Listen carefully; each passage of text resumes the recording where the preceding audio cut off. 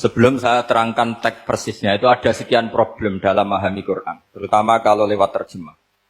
Problem itu bisa gawat, gawat betul. Bukan gawat-gawatan, tapi gawat betul.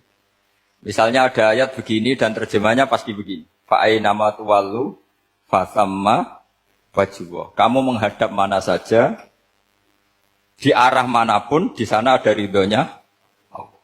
Itu kalau hanya pakai terjemah, tentu menjadikan kita sholat bisa menghadap ke timur, ke barat, ke utara, dan ke apa? Selatan. Saya cerita sedikit tentang asbabun nuzul. Memang tema sekarang tentang asbabun nuzul. Dulu Rasulullah SAW ketika di Mekah itu sholat menghadap Ka'bah. Tapi setelah pindah di Madinah, di mana Madinah itu ada komunitas Yahudi dan Nasrani, Rasulullah itu menghadap ke Baitul Maqdis, kira-kira 16 bulan. 16 sampai 17 bulan. Semua riwayat itu kisarannya hanya 16 sampai berapa? 17 bulan. Sehingga orang Yahudi itu bilang begini, Muhammad ini baiklah, meskipun dia membawa agama baru, tapi kiblatnya masih ikut kita, masih baik kan.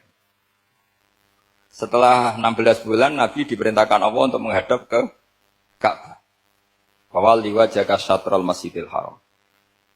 Maka orang Yahudi itu berontak. Berontaknya adalah kiblat mereka ditinggalkan. Cara berpikir orang Yahudi itu kiblat mereka ditinggal. Sehingga mereka bilang mawallahum an qiblatihim allati kanu 'alaiha. Apa yang menjadikan umat Islam berpaling dari kiblat Baitul Maqdis? Paling dari kiblat Baitul Maqdis. Kemudian mereka provokatif betul. Ini perlu diperjelas. Provokatif. Bilang begini. Inna Muhammadan tahayyara fi din. Muhammad ini bingung dalam beragama. Sehingga habis ngomong A, ngomong B. Habis kiblat Ka'bah, kiblat Baitul Maqdis. Sehingga dalam banyak tarikh disebutkan peristiwa kiblat itu terbanyak melahirkan orang murtad.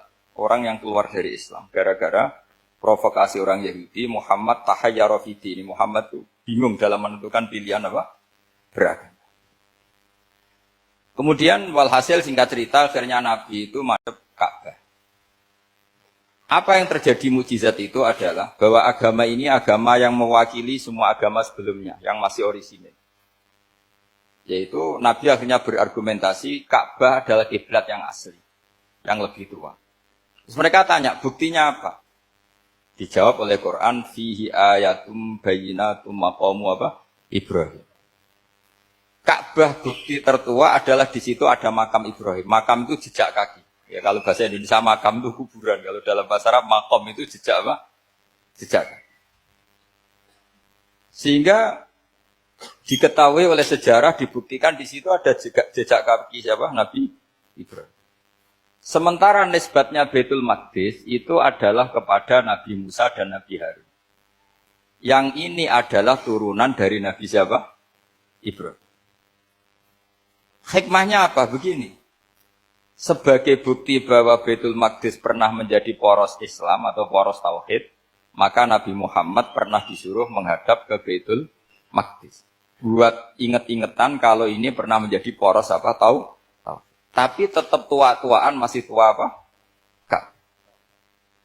Nah, kenapa tua Ka'bah tadi? Karena Ibrahim adalah Abul Anbiya, bapak dari para. Dan di situ ada jejak kakinya. Fihi ayatum bayyinatum maqam. Bukti itu belum cukup. Dibuktikan lagi bahwa Ismail kecil itu hidupnya di Ka'bah. Kita tahu sa'i baina Safa wal Marwah adalah karena Siti Hajar sedang mencari apa? Air. Jadi ada bukti sekian, bukti empirik bahwa Ibrahim itu kiblatnya itu Ka'bah, bukan Baitul. Sehingga ada kata-kata fihi ayatum bayyinatum maqamu Ibrahim. Nah, tanpa ngerti asbabun nuzul, kamu akan mengartikan fa'ina ma tuwallu fasamma wajhuhu itu salah. Karena di situ kamu menghadap mana saja, maka di situ ada ridhonya Allah. Maka para ulama memberi catatan, maksudnya begini, kamu menghadap kemana saja, asal itu yang diperintahkan Allah, maka di situ ada ridhonya. Harus seperti itu maknanya, disesuaikan dengan konteks asbabin nuzul. Tanpa seperti itu tidak bisa. Dan masih banyak lagi kepentingan tentang asbabun nuzul. Jadi problem sekarang adalah banyak mufassir yang hanya mengartikan dari terjemah. Itu bahaya sekali.